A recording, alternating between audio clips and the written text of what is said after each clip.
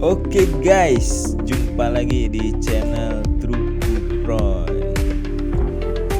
Berikut ini adalah unit-unit alat berat dari Yigong. Di sini ada truk dam dan ini remote-nya. Kemudian ada bulldozer. Ini remote-nya. Ada excavator dan itu remote-nya. Remote-nya ini mirip-mirip ya, tapi pasti ada perbedaannya.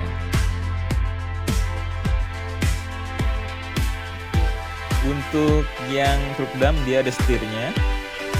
Untuk bulldozer ada maju mundurnya, dan untuk excavator dia semua pakai analog.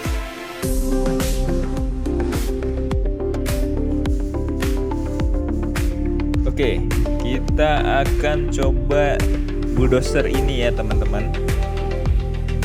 Langsung saja kita gunakan bulldozer untuk pekerjaan hari ini. Oke.